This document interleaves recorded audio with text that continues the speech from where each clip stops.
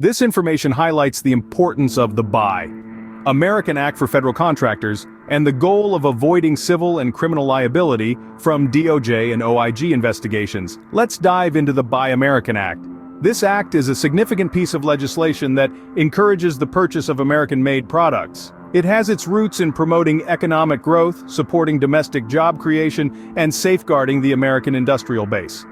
While there is no single Buy American Act, there are three main statutes that regulate preference for American-made products. These include the Buy American Act itself, the Trade Agreements Act, and the Buy America Act.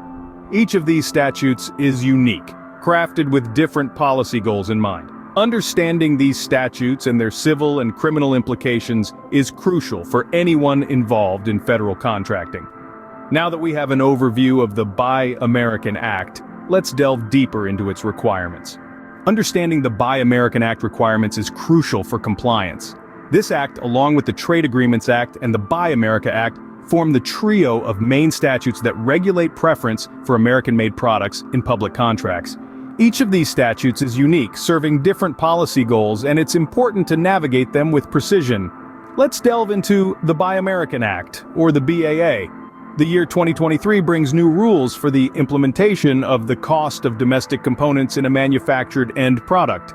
In essence, the cost of the domestic components in such a product must exceed 60% of the total component cost. This marks an increase from the previous threshold of 55%, indicating a stronger emphasis on the use of domestic resources. But the change doesn't stop there.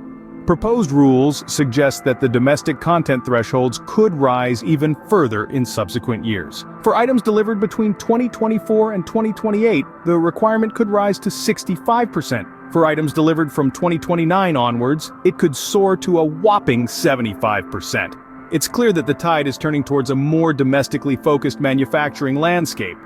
So, what does this mean for contractors? It means that keeping a close eye on these evolving requirements is absolutely essential.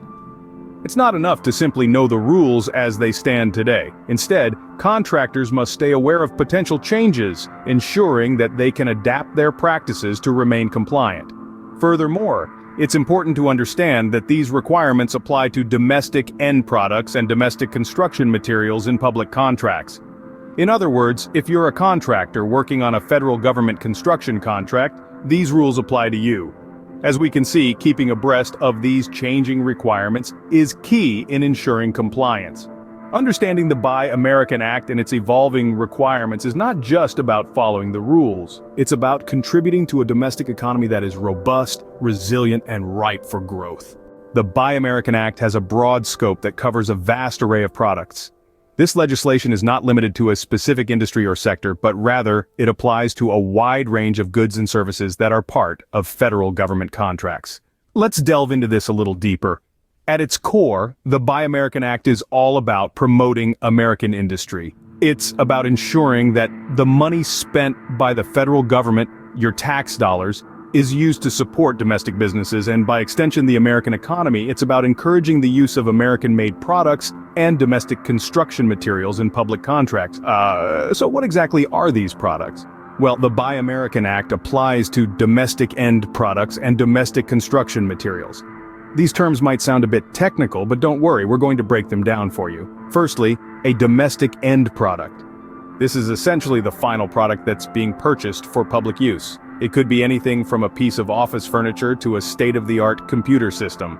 Now, for an end product to be considered domestic, the cost of its components mined, produced, or manufactured in the United States must exceed 60% of the total component cost. Moving on to domestic construction materials. These are materials that are used in the construction of public buildings and works. The general rule here is that these materials must be mined or produced in the U.S. to be eligible under the Act. This could include anything from concrete for a new bridge to steel beams for a government building. In essence, the Buy American Act is all about promoting American industry and supporting domestic businesses. It's about ensuring that when the federal government spends money, it's supporting American jobs and helping to grow the American economy. With this understanding, we can now look at the exceptions to the Buy American Act. There are a few exceptions to the Buy American Act that contractors should be aware of. First, let's delve into the concept of impracticability or inconsistency with the public interest. This means that if adhering to the Buy American Act would be impractical or not in the best interest of the public, the contracting officer may allow the use of foreign construction materials. This is a subjective area and often relies on the specific circumstances of each project. Secondly, we have the non-availability exception. This exception applies when the required materials are not available in sufficient commercial quantities of satisfactory quality from U.S. sources. For instance, if a project requires a specific type of stone that is only available in Italy, the non-availability exception may come into play. The third exception revolves around unreasonable cost. If the cost of domestic construction materials is unreasonable, the contracting officer may opt for foreign materials.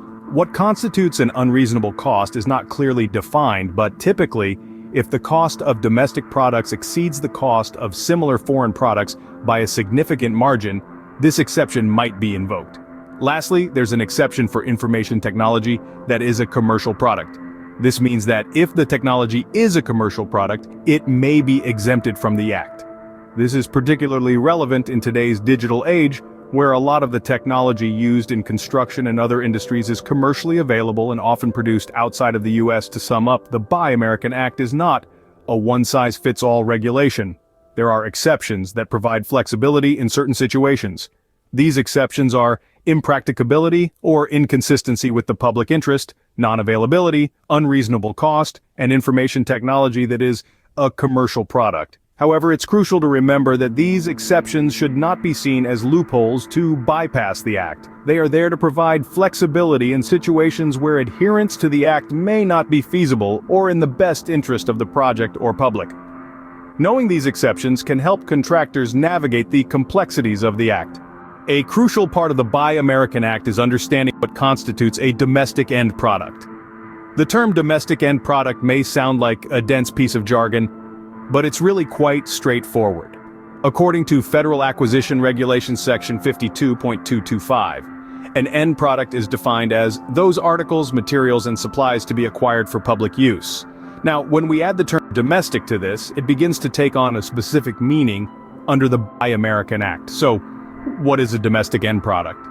Well, if an end product does not consist wholly or predominantly of iron or steel or a combination of both, it is considered a domestic end product if it meets one of two criteria. Firstly, it could be an unmanufactured end product that has been mined or produced within the United States. Think of raw materials like timber harvested from American forests, or coal mined from the Appalachian Mountains. Secondly, an end product could also be considered domestic if it is manufactured in the United States, and the cost of its components mined, produced, or manufactured in the United States exceeds 60% of the cost of all its components. However, this percentage will increase to 65% for items delivered in the calendar years 2024 through 2028, and to 75% for items delivered starting in calendar year 2029. This means that to qualify as a domestic end product, the majority of the costs associated with producing an item must come from American sources. This could include labor, raw materials, manufacturing processes, and so on. But it's not just about where the components come from or how much they cost.